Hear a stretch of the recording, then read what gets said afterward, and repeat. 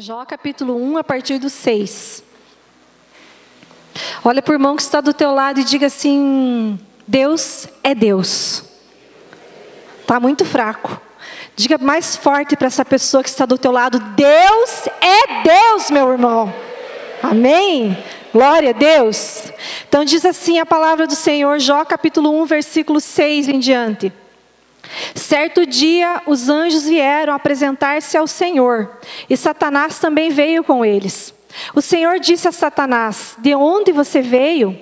Satanás respondeu ao Senhor: de perambular pela terra e de andar por ela.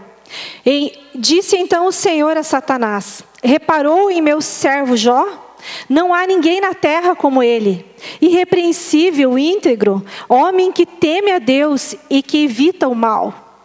Será que Jó não tem razões para temer a Deus? Respondeu Satanás: acaso não puseste uma cerca em volta dele, da família dele e de tudo que ele possui?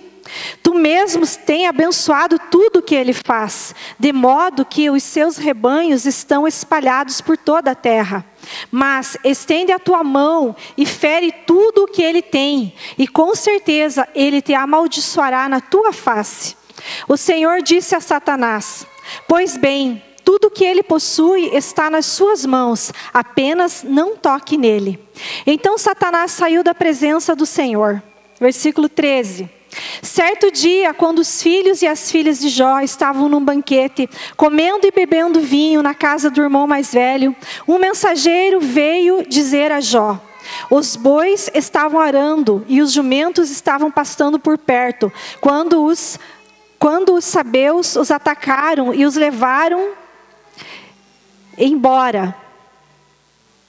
Mataram à espada os empregados, e eu fui o único que escapou para lhe contar. Enquanto ele ainda estava falando, chegou outro mensageiro e disse: fogo caiu do céu e queimou totalmente as ovelhas, os empregados, e eu fui o único que escapou para lhe contar. Enquanto esse ainda estava falando, chegou outro mensageiro e disse: vieram caldeus em 3 bandos e atacaram os camelos e os levaram embora.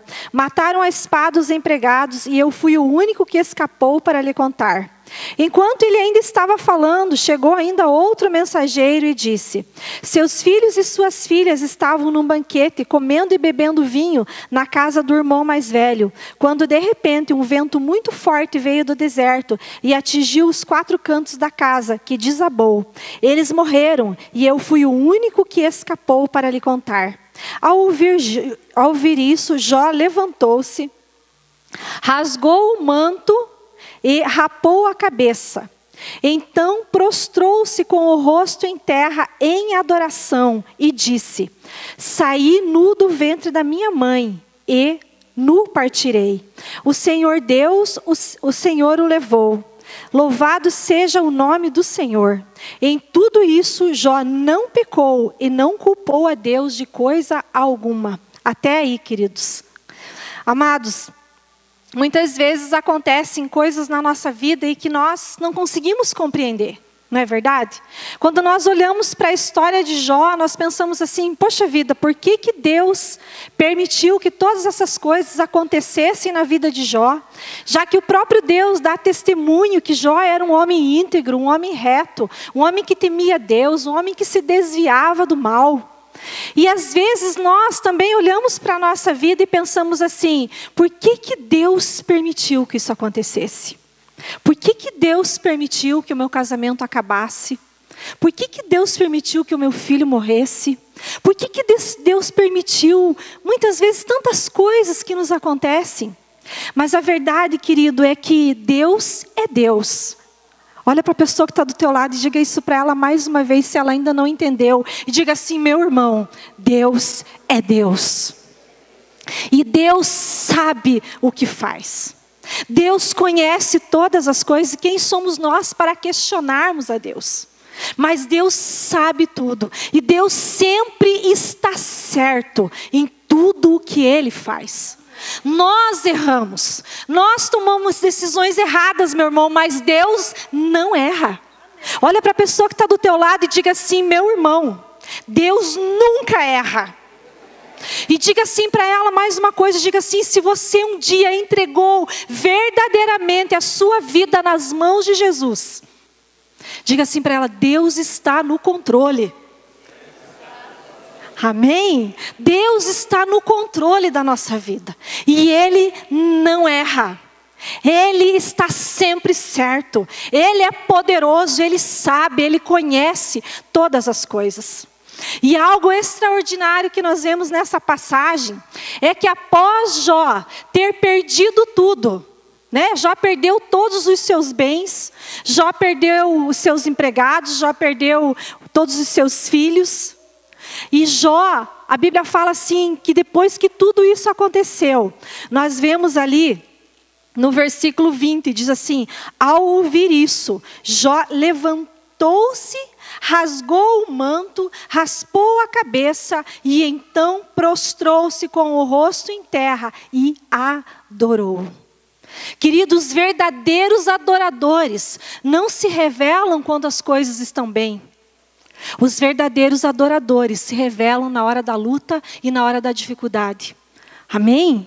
Porque quantas são as pessoas que na hora da luta e da dificuldade são a hora que eles demonstram que de verdade eles não são adoradores. Pessoas que muitas vezes estão na igreja, mas eles não confiam em Deus. Eles vivem ansiosos, preocupados, eles vivem com medo. Eles culpam Deus às vezes das coisas que acontecem, mas a palavra de Deus diz assim para nós, que Deus, Ele é poderoso, Ele é soberano. Meu irmão, Deus não está preso ao tempo como nós estamos. Deus passeia pelo tempo, Ele vai para o passado, Ele vai para o futuro na hora que Ele quiser. Ele sonda todas as coisas. E uma vez que nós entregamos a nossa vida nas mãos dEle, nós devemos confiar e descansar em Deus. Então, na hora que a notícia ruim vem, os verdadeiros adoradores são aqueles que se prostram diante de Deus e o adoram. E olha o que Jó diz, ele diz assim: saí nu do ventre da minha mãe e nu voltarei. O Senhor Deus, o Senhor deu, o Senhor o levou. Louvado seja o nome do Senhor. E em todas essas coisas, Jó não culpou a Deus em coisa alguma.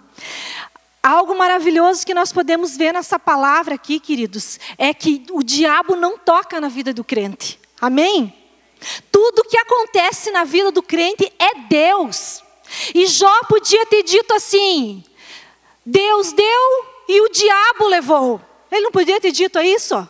Deus deu e o diabo levou. Mas o que Jó falou? Deus deu e Deus levou. Ou seja, Jó entendia que Deus estava no controle da vida dele. E que tudo que acontecia era Deus no controle.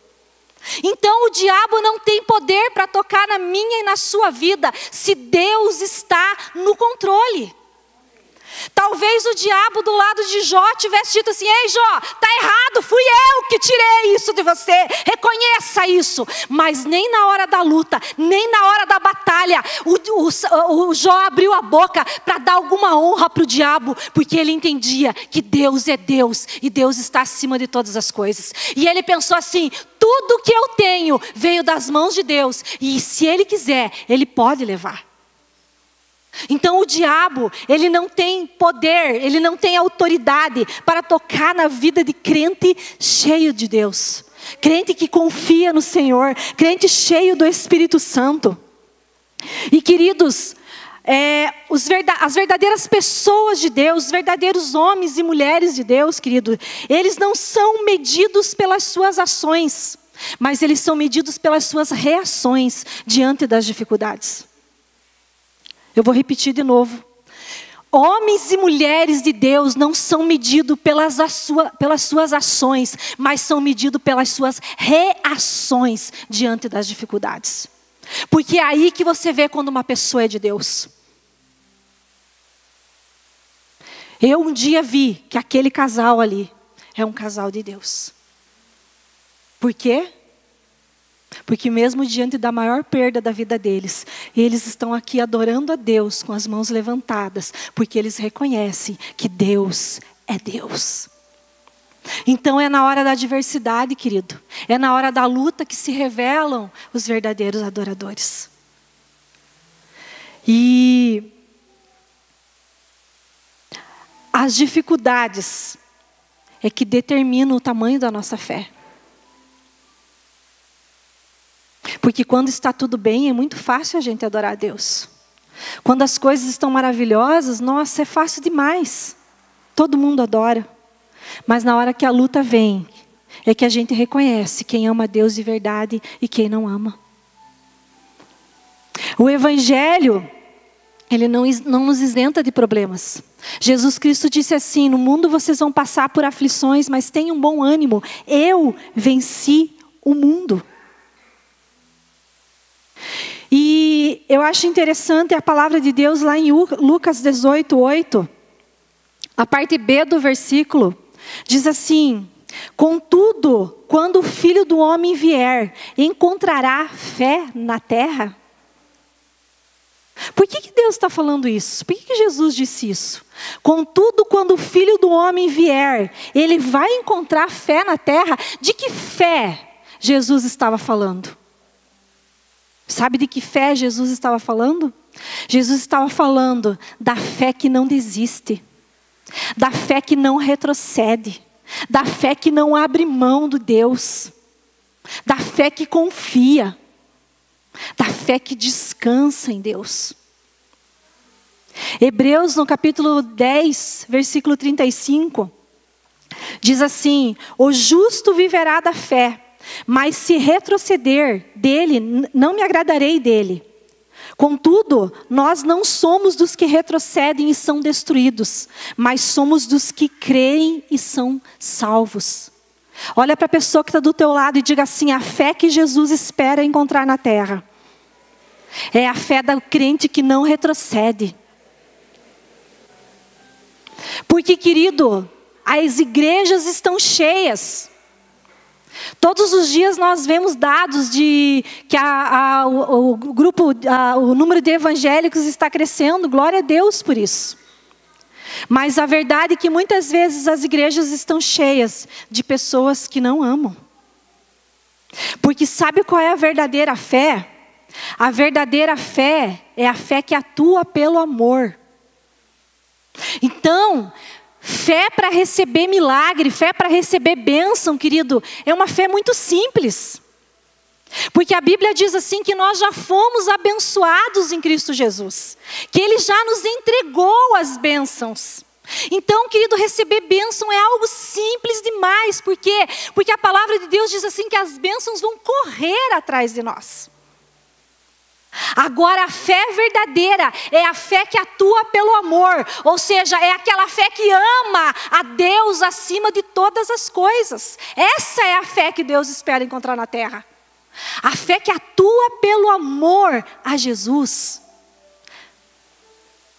Porque as pessoas, a grande maioria, vem para a igreja e elas querem as bênçãos de Deus. Glória a Deus, e não é errado nós queremos ser abençoados. Mas o verdadeiro adorador se revela na hora da luta e da dificuldade.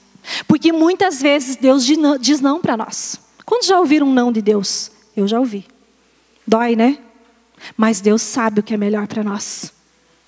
E a fé verdadeira é a fé que atua pelo amor. Ou seja, eu amo a Deus.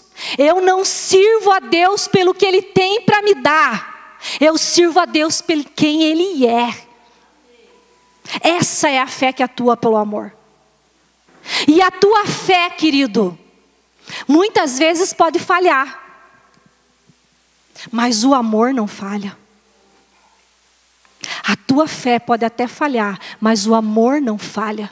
Porque a fé atua pelo amor. Então, se você amar a Deus de todo o teu coração, a fé vai estar ativa na sua vida.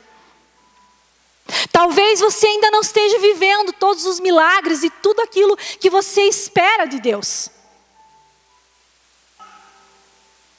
Mas se você amar a Deus de todo o teu coração, a fé se torna ativa sobre a sua vida. Nós podemos ver na vida de Jó.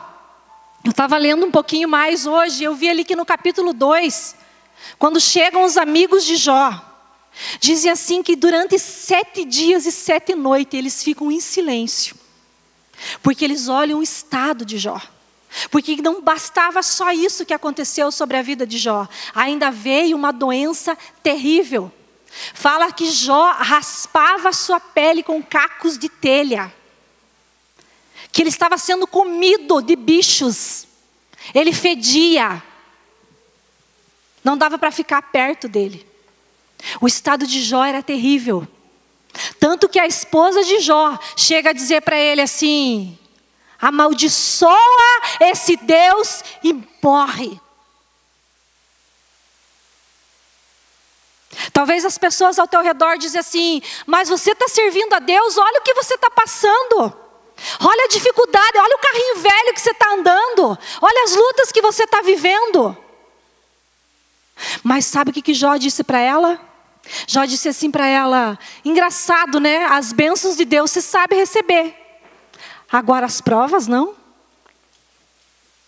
Aí Jó diz algo extraordinário. Ele diz assim: eu sei que o meu Redentor vive e por fim se levantará sobre a terra. Eu sei que o meu Redentor vive e por fim se levantará sobre a terra. E nós vemos lá no capítulo 42 de Jó, nós vemos que Deus muda o cativeiro de Jó. E aí nós vamos entender por que Deus permitiu todas essas coisas. Jó diz assim: antes eu te conhecia só de ouvir falar, mas agora os meus olhos te veem. E a Bíblia diz assim que Deus restituiu em dobro tudo aquilo que Jó possuía. Olha para a pessoa que está do teu lado e diga assim para ela: meu irmão, Deus vai mudar o teu cativeiro. Diga assim para ela: só não desista. Diga assim para ela: não retroceda, porque Deus é Deus. Aleluia! Deus é Deus. Deus é Deus acima de todas as coisas. Quando Deus tira algo de nós, querido, é porque Ele quer nos dar coisas maiores. Amém? Diga isso para a pessoa que está do teu lado, diga assim: quando Deus tira algo de você, é porque Deus quer te dar coisas maiores. Amém? Antes eu te conhecia só de ouvir falar, mas agora os meus olhos te veem. Querido, é na hora da luta, é na hora da dificuldade, que o crente verdadeiro vai para os pés de Jesus. É na hora da luta e da dificuldade que você clama, que você jejua, que você chora, que você busca. E Deus vai se revelar a você, amém? Porque Deus não abandona os seus. A palavra de Deus deixa muito clara: Deus jamais nos abandona. Deus tem o controle de tudo. Ele sabe todas as coisas. Ele conhece todas as coisas. Ele está no controle da minha e da sua vida. Então acredite nisso, descanse nele, confie. Seja um adorador verdadeiro. Quando a palavra de Deus diz que Deus procura adoradores, eu imagino que é nessas horas, na hora da luta, que Deus está olhando para ver quem o adora de verdade. Quem não vai recuar, quem não vai desistir da fé. Porque se nós permanecermos, a fé atua pelo amor.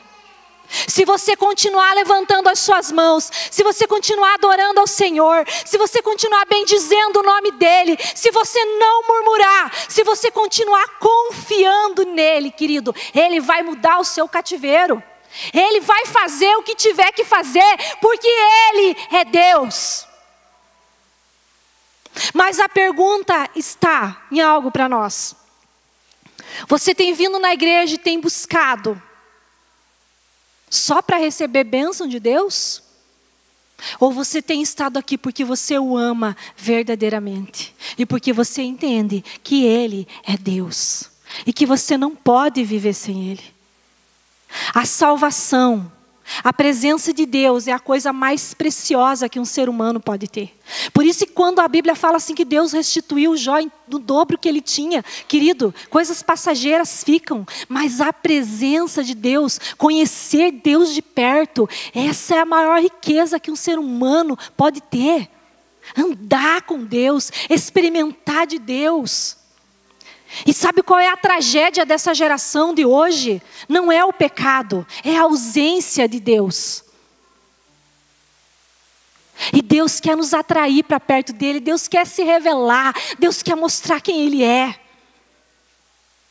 Deus é Deus e Ele nos ama. Ele tem o melhor para nós e nós podemos confiar nisso. Eu quero que você abra comigo o último texto, Abacuque 3:17. Abacuque 3:17.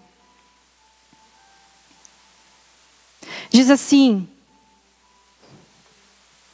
mesmo não florescendo a figueira, e não havendo uvas nas videiras, mesmo faltando a safra de azeitonas, não havendo produção de alimento nas lavouras, nem ovelhas no curral, nem bois nos estábulos, ainda assim eu exultarei no Senhor e me alegrarei no Deus da minha salvação. O Senhor, o soberano, é a minha força. Ele faz os meus pés como os do servo, faz-me andar em lugares altos. Aleluia. Se você, querido, se conhecer a Deus, estar com Deus, não for motivo suficiente para você adorar a Ele, querido, para a salvação, as coisas passageiras todas são passageiras. Então o verdadeiro motivo de adorar a Deus é porque Ele é na nossa vida. Porque um dia Ele nos salvou. Porque um dia Ele nos alcançou. Porque nós sabemos, se nós fecharmos os nossos olhos agora, nós vamos para a presença dEle. Essa é a maior riqueza. Jesus Cristo nos salvou e Ele deseja ter um relacionamento conosco. Ele deseja se revelar a nós. Ele deseja que nós venhamos amá-lo de todo o nosso coração. Esses dias eu estava conversando até com o pastor Edmar, eu falei assim, poxa vida, se Deus não tivesse dado livre-arbítrio para o homem, nós íamos adorar a Deus, porque nós não tínhamos escolha. Nós não tínhamos livre-arbítrio, então a gente ia adorar. Mas sabe por que Deus deu uma escolha? Para que a nossa adoração seja verdadeira, para que seja uma decisão nossa. Eu decido entregar a minha vida para Jesus. Eu decido servir a Deus. Eu decido adorá-lo. É uma decisão. Olha para a pessoa que está do teu lado e diga assim: a tua fé, pergunta assim para ele, a tua fé é a fé verdadeira? Porque a fé verdadeira, querido, atua pelo amor. Por isso que 1 Coríntios 13 diz assim, né, que o caminho mais excelente é o amor a Jesus. É o caminho mais excelente. E ele diz assim, que um dia a fé vai passar, mas o amor nunca vai passar. Então nós somos conhecidos diante de Deus. E eu acho extraordinário, sabe por quê? Porque Deus olha para Jó e diz assim: você viu o meu servo Jó? Ah, não tem ninguém na terra como ele. Homem íntegro, justo, teme a Deus, se afasta do mal. Qual é o testemunho que Deus dá sobre você? Já pensou, querido? Deus chamar um anjo e dizer assim: tá vendo? Gabriel, vem cá. Você tá vendo meu servo Felipe? Ah, ele é um adorador. Esse é o maior testemunho que a gente pode ter diante de Deus. Não são os bens materiais, não são as nossas riquezas, não são coisas passageiras, mas Deus dá testemunho de nós e diz assim: eu sei quem Ele é. E Deus não se enganou. porque Deus sabe todas as coisas. Jó permaneceu reto, íntegro, temendo ao Senhor, se desviando do mal. Deus já sabia, mas sabe quem não sabia? Jó não sabia. E muitas vezes, querido, na hora da luta, é que nós sabemos se somos adoradores ou não. Porque Deus sabe.